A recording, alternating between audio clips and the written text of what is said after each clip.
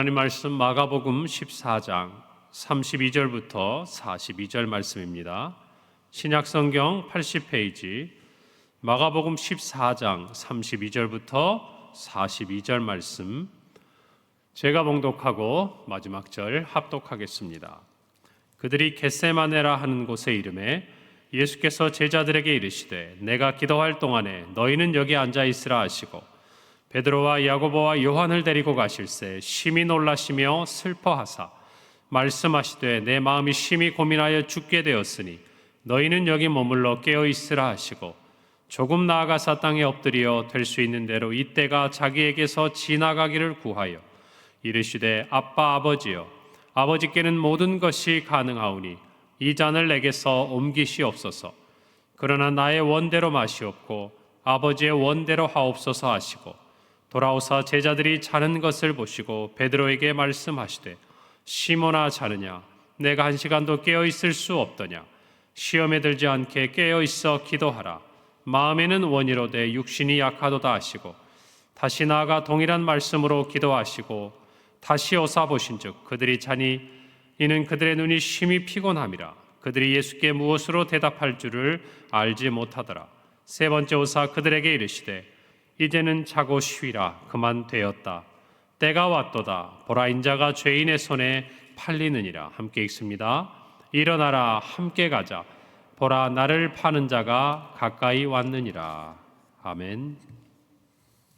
오늘 본문은 고난주간 5일째인 목요일에 있었던 사건으로 우리가 잘 아는 겟세마네 동산, 겟세마네의 기도에 대한 예수님에 대한 기록입니다. 오늘 32절에 보니까 그들이 겟세마네라 하는 곳에 이르매 예수께서 제자들에게 이르시되 내가 기도할 동안에 너희는 여기 앉아 있으라 라고 말씀하십니다. 겟세마네라는 이 뜻은 히브리어로 기름을 짜낸다.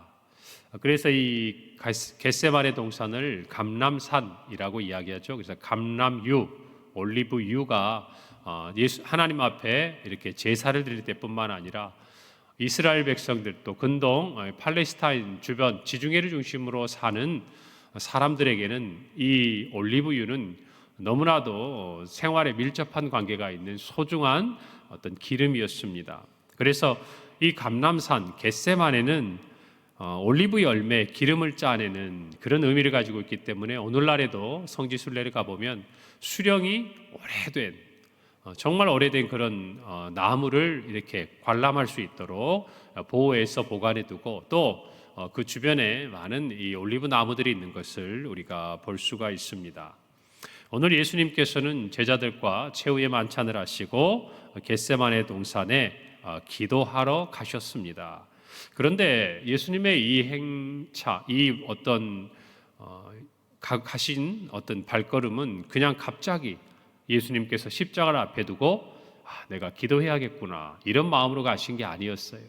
누가복음 22장 39절에 보면 예수께서 나가사 습관을 따라 감람산에 가심에 제자들도 따라갔다라고 기록하고 있습니다. 그러니까 제자들에게는 우리가 볼 때는 이 최후의 만찬도 어딘가 예수님의 지난 시간들 함께했던 기록들과 생각해 보면 어색한 거죠. 그리고 오늘 이 기도하러 가시는 이 과정도 우리가 생각해 봤을 때는 예수님께서 제자들하고 만찬을 하시고 기도하러 가셨다. 근데 제자들이 볼 때는 이것은 너무나 예수님에게 있어서는 자연스러운 일이었다라는 것입니다. 그리고 그곳에 가서 기도를 요청하실 때 오늘 후에 보면 제자들이 잠들어 있는 것도 마찬가지예요. 만약 이 기도의 자리가 어떤 특별한 의미가 있는 시간인 줄을 제자들이 깨달았다면 뭔가 다른 행동을 했겠죠. 그러나 이 기도의 예수님의 모습은 예수님의 습관을 따라가는 너무나 일상적인 일이었다라는 것입니다. 그리고 그들이 최후의 만찬을 하기 전에 예수님께서 발을 씻겨주시고 하신 말씀, 그 자신의 몸과 또 피를 떡과 잔으로 정말 기념하시면서 말씀하셨던 그 모든 것들이 그들이 볼 때는 이전에 예수님의 순환의 예고와 더해져서 예수님께서 그냥 하시는 말씀, 그런 의미 정도로밖에 이해할 수가 없었다는 것이에요. 여러분, 그런데 오늘 이 예수님의 습관을 따라 하시는 기도는 우리에게 중요한 의미를 줍니다. 여러분, 우리가 하나님 앞에 나올 때가 있습니다. 삶에 힘든 일이 있고 어려운 일이 있고 오늘 예수님처럼 기도할 수밖에 없는 어떤 우리의 삶의 순간들이 있는 거예요. 몸이 아플 때도 있고 경제적으로 어려울 때도 있고 도저히 누군가에게도 말할 수 없는 마음의 상처로 하나님 앞에 울고 싶을 때도 있고 여러분 우리 마음속에 그런 순간이 온다 그 말입니다. 그런데 우리가 그때 아무리 하나님을 찾고 싶어도 아무리 하나님 앞에 기도하고 싶어도 여러분 그 기도가 우리의 삶의 한 부분이 되어 있지 않다면 우리는 하나님 앞에 쉽게 기도할 수 없다는 것을 아셔야 돼요. 기도하지 않던 사람이 적어도 하나님 앞에 나와서 기도하려면 무엇인가 그렇게 나올 수밖에 없는 두려움과 간절함이 없고서는 기도한다는 것이 쉬운 것이 아니라는 것입니다.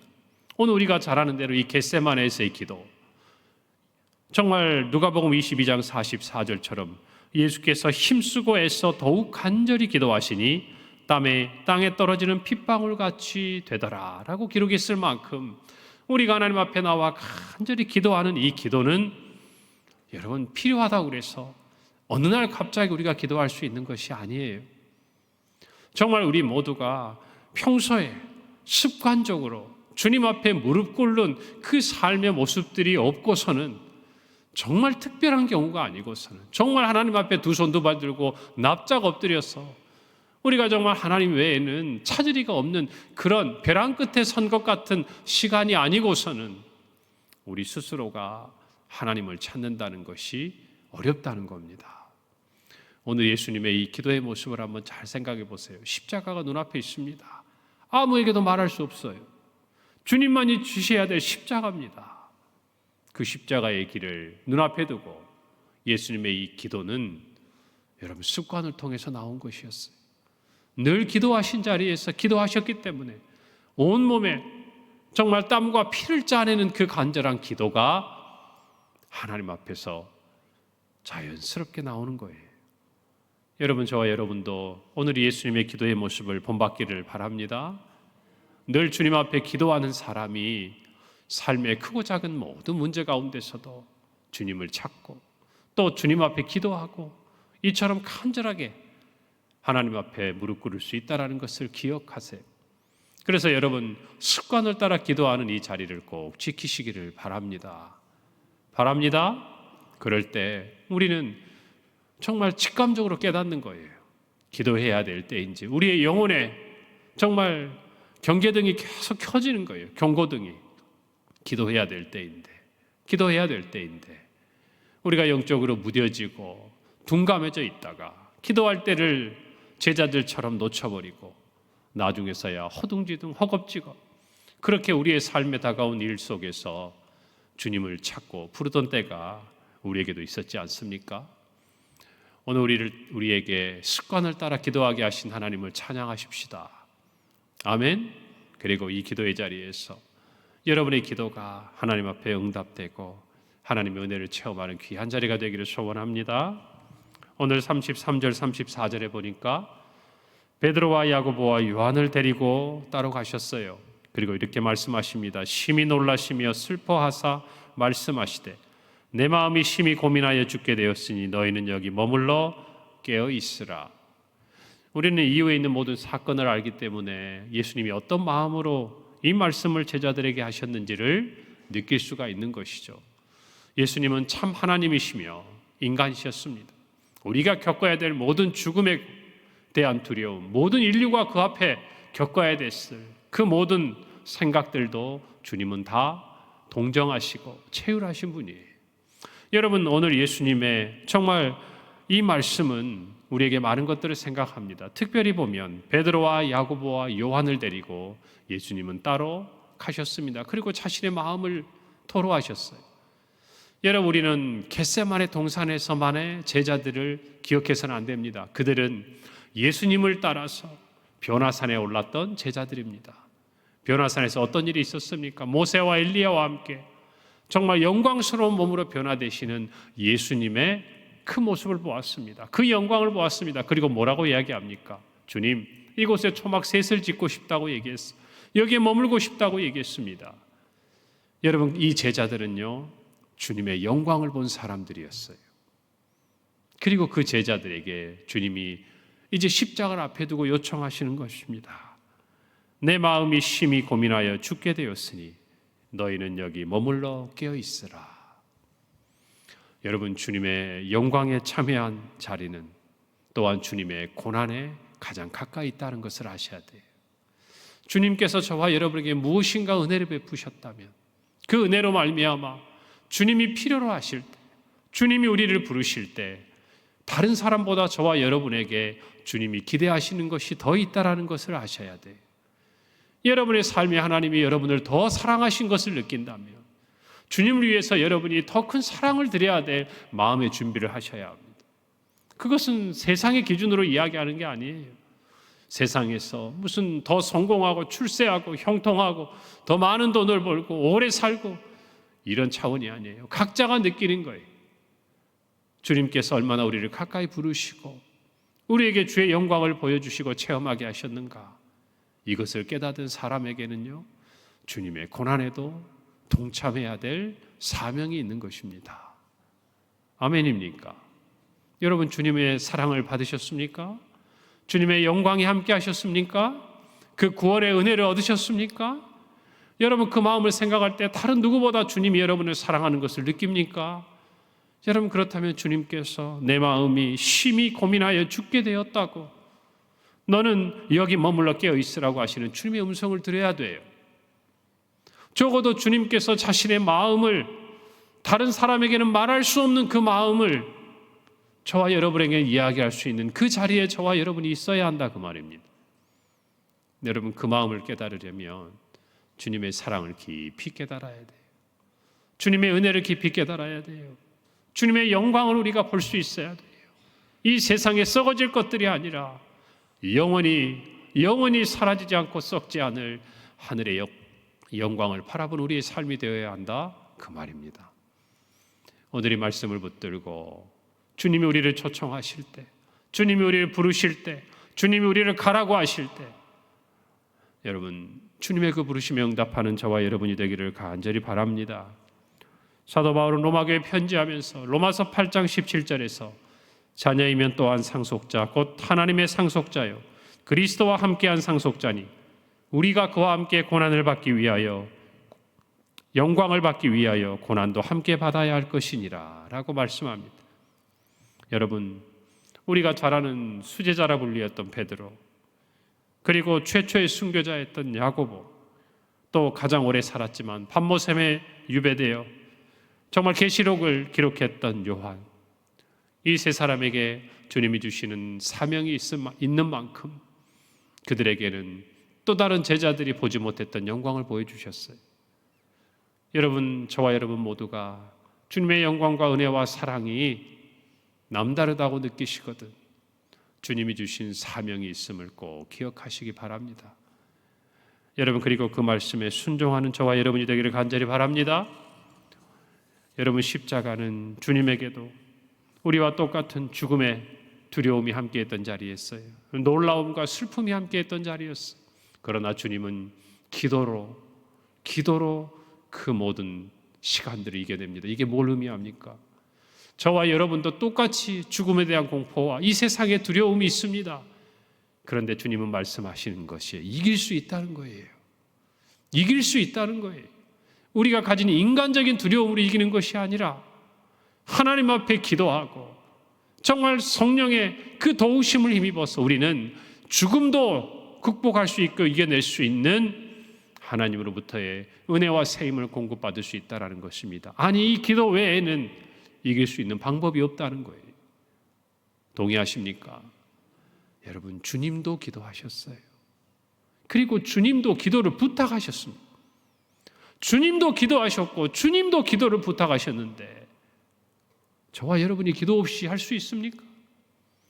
저와 여러분이 기도의 공동체 없이, 기도의 동역자들 없이 이 험한 세상을 헤쳐나갈 수 있냐, 그 말이에요. 죽음의 두려움을 이겨낼 수 있냐, 그 말이에요.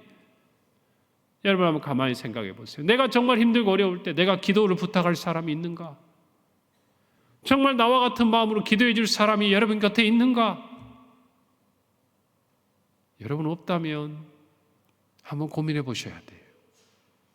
누군가가 나에게 그런 기도를 부탁하지 않는다. 나도 누군가에게 그런 기도를 부탁할 사람이 없다. 개인의 신앙은 지켜갈 수 있을지 모르지만 하나님의 나라를 위해 쓰임받기는 어렵습니다. 여러분 이걸 잘 아셔야 돼요. 여러분 기도의 사람들이 되시길 바랍니다. 기도의 동역자들이 되어주시기를 바랍니다. 우리가 기도할 때 예수님의 그 기도를 기억하죠. 35절 36절 조금 나아가사 땅에 엎드려 될 수 있는 대로 이때가 자기에게서 지나가기를 구하여 이르시되 아빠 아버지여 아버지께는 모든 것이 가능하오니 이 잔을 내게서 옮기시옵소서. 그러나 나의 원대로 마시옵고 아버지의 원대로 하옵소서 하시고 아빠 아버지 하나님을 이렇게 부르지 못했어요. 오직 주님만 이렇게 불렀습니다. 여러분 우리가 주님 앞에 정말 예수님과 같은 심정으로 기도할 때에 그렇게 기도하기를 원하신다면 하나님과 친밀해지셔야 돼요. 하나님과 동행하셔야 돼요. 하나님을 아빠 아버지라 불러야 돼요. 그럴 수 있는 관계가 돼야 돼요. 그렇지 못하면 우리는 가장 힘들 때 아이러니하게도 하나님을 찾지 못해요. 하나님의 얼굴을 피합니다. 하나님을 두려워하게 돼요. 그러다 우리가 하나님을 아빠 아버지라고 부를 수 있다면 우리는 우리의 삶에 가장 힘들고 어려운 순간에 아버지라고 다가갈 수 있는 거예요. 그 관계가 되어야 우리의 기도가 하나님 앞에 응답되는 거예요. 상달되는 거예요. 여러분 기도의 자리에서 하나님과 친밀한 여러분이 되시기를 바랍니다. 그러기 위해서는 기도실 밖에서 기도의 자리 넘어서 하나님과 동행하는 삶을 살아야 돼요. 두 번째로 여러분의 마음에 솔직한 그 소원들을 간구하세요. 오늘 예수님도 얘기하시지 않습니까? 모든 것이 아버지께는 가능합니다. 이 잔을 내게서 옮기시옵소서. 이 잔의 의미가 무엇인지 알지만 예수님은 솔직하게 참 사람으로서 예수님이 겪고 있는 그 마음을 주님 앞에 다 토해냈어요. 여러분 마찬가지 우리도 왜 두렵지 않습니까? 왜 놀라지 않습니까? 왜 우리에게 근심과 염려가 없습니까? 그러나 그것까지라도 하나님 앞에 다 토해낼 수 있어야 돼요. 우리의 기도가 그런 기도가 돼야 돼요. 여러분 그러나 여기서 끝나서는 안 되는 거예요. 마지막에 뭡니까? 나의 원대로 마시옵고 아버지의 원대로 하옵소서. 여러분 하나님의 뜻이 이루어지기를 기도해야 돼요. 그러기 위해서 내 마음의 모든 것을 아뢰는 거예요. 내 생각을 다 하나님 앞에 드러내놓고 그 마지막에 내 생각은 이렇고 내 바람은 이렇고 내 뜻은 이렇지만 내 뜻대로 하지 마시고 아버지의 뜻대로 되기를 원합니다. 여기까지 가야 하나님이 영광을 받으시는 우리의 기도가 되는 거예요. 이 기도를 피가 땀방울이 되듯이 땀이 피와 같이 되듯이 그렇게 예수님께서 기도하셨다 그 말이에요. 오늘 저와 여러분이 이런 기도의 모습을 갖기를 간절히 바랍니다. 하나님의 뜻에 우리의 생각을 굴복시키는 기도가 되기를 바라요. 기도를 하면 할수록 그런 하나님의 인도하심 가운데로 나아가게 될 줄로 믿습니다. 안타깝게도 제자들은 3번이나 예수님께서 깨어있으라고 기도해달라고 요청했지만 기도하지 못했어요. 조금만 더 깊이 주님의 말씀을 알았더라면, 기억했더라면 오늘 마가복음 14장의 18절에서 최후의 만찬 중 또 최후의 만찬 전에 음식을 나눌 때에 너희 중에 한 사람 곧 나와 함께 먹는 자가 나를 팔리라. 27절에 너희가 다 나를 버리리라. 30절에 내가 3번 나를 부인하리라. 34절 내 마음이 심히 고민하여 죽게 되었으니 너희는 여기 머물러 깨어 있으라. 계속적으로 말씀하시는 주님의 음성을 조금만 주의 깊게 들었더라면, 조금만 주님의 얼굴을 살피고 주님의 마음을 헤아렸다면 잠들어 있을 제자들은 아니지 않겠습니까? 오늘 저와 여러분도 마찬가지. 이 새벽에 주시는 말씀을 통해서 기도하면서 성령께서 여러분의 마음에 울려 듣게 하시는, 조명하시는 그 음성을 깨달으면서 그렇게 기도하시기를 바랍니다. 주님이 어떤 마음으로 우리를 깨워 이 자리에 부르셨는지, 주님이 어떤 마음으로 저와 여러분의 입술을 열어서 그 기도를 하게 하고 계시는지, 교회를 위해서, 나라를 위해서 주님의 마음을 함께하는 저와 여러분이 되기를 간절히 바랍니다. 기도하겠습니다. 하나님 은혜를 감사합니다. 오늘 말씀을 깨닫습니다. 겟세마네 동산의 그 기도, 우리 주님의 그 기도를 들으며 우리 또한 기도의 습관을 따라 기도하게 하시고, 또 정말 하나님과 친밀하며 우리의 마음의 모든 것을 토하고 하나님의 뜻이 이루어지기를 구하는 기도의 용사들이 되게 하여 주옵소서.